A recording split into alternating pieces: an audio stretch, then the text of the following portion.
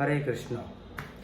आप सभियों को स्नान पूर्णिमा के उपलक्ष्य में विशेष शुभेच्छा, अभिनंदन। और हम भगवान जगन्नाथ, बलदेव और सुभद्रा महारानी के चरणों में यही प्रार्थना करेंगे कि आप तथा आपके परिवार सभी प्रकार की दुश्चिंताओं से मुक्त रहें और भगवान की विशेष कृपा प्राप्त हों। तो आश्चर्य की बात यह है कि इस ब्रह्मांड का सृष्टि और प्रलय जिसकी इच्छा से होता है, वो भगवान को आज बुखार आता है, उनका तबीयत आज भी खराब होता है। ये बहुत आश्चर्य का बात है। और साथ ही साथ ये कोई आश्चर्य का बात भी नहीं है, क्योंकि भगवान अपने भक्तों के लिए बहुत सारे लीला करते हैं। तो आज से भगवान 15 दिन के लिए उनको बुखार होगा और किसी को दर्शन नहीं देंगे। फिर पुनः वो रथ यात्रा में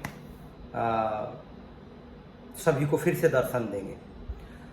तो कथा इस प्रकार आता है कि एक बार रोहिणी माता अपने द्वारका में जितना भी कृष्ण की महिषियाँ और पटरानियाँ हैं, उनको भगवान के लीलाओं के बारे में श्रवण करा रहे थे।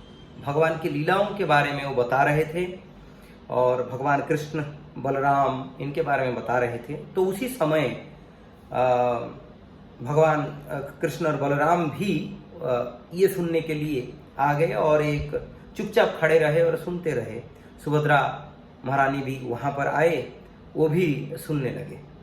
तो ऐसे भगवान का जो लीलाओं को सुनते हुए इतना भाव विभोलित हो गए कि उनका हाथ वगैरह सिकुड़ गया और उनका ही जो है श्रीमुख ही दर्शन हो गया, उनका रह गया और हाथ वगैरह, हाथ पांव सिकुड़ गया। तो ये दर्शन करके नारद जी भी गदगद हो गए और उनको निवेदन किए, उनको प्रार्थना किए भगवान को कि हे प्रभु, जगतवासियों को भी यही अवतार जो है ना सबको दुर्लभ करवाइए दर्शन के लिए। तभी भगवान उनको आश्वासना दिए।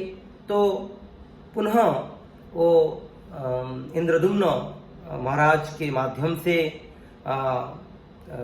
अपने को पुरी में स्थापना करवाए और इसी स्नान पूर्णिमा से वो सभियों को दर्शन दिए।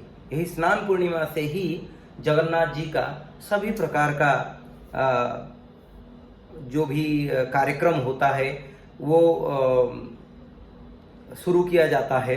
सभी प्रकार का शुभ कार्यों को और भगवान की जितना भी सेवाओं को शुरू किया जाता है। तो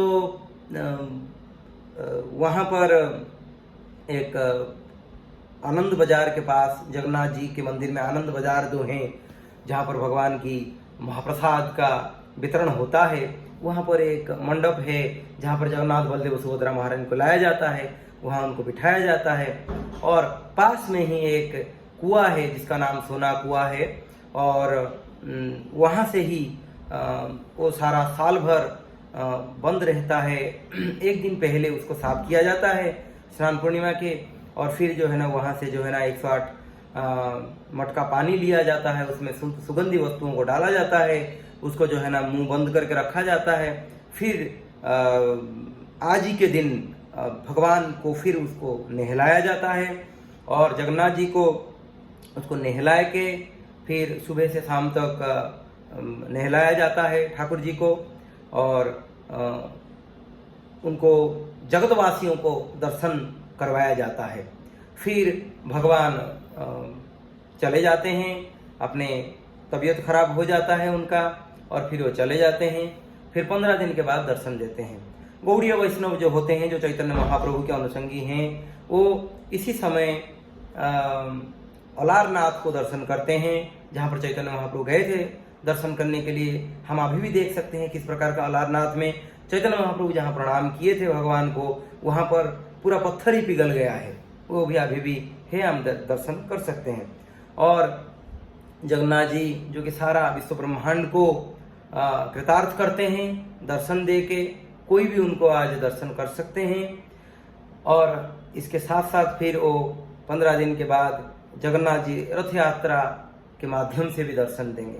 तो हम भगवान को आज प्रार्थना करते हैं कि वो पूरा ब्रह्मांड को कृपा करें, कल्याण करें और साथ ही आशीर्वाद करें कि सभी प्रकार की दुश्चिंताओं से रोग मुक्त होके जैसे कि जीव उनका भजन सही तरह से कर सकें।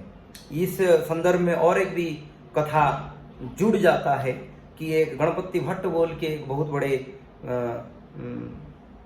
भक्त रहे, जो कि गणपति के भक्त रहे। तो एक बार वो ठाकुर जी के दर्शन के लिए आए थे, जगन्नाथ भगवान के दर्शन के लिए आए थे, किंतु यही स्नान पूर्णिमा में ही, किंतु वो देखे गणपति उपासक थे, इसलिए उनको देख नहीं पाए कि उनका सूंड नहीं था, इसलिए बड़ा दुखी हो गए। किंतु पुनः उनको जब बोला गया कि आप पुनः आइए, भगवान के द्वारा कई एक जन को प्रेरित किया गया, उनको पुनः देखने के लिए, उनको निवेदन करने के लिए बोला गया। तो फिर वो गए, दर्शन किए। तो उस समय देख रहे हैं कि भगवान जगन्नाथ और बलदेव हाथी का सूंड जैसे उनका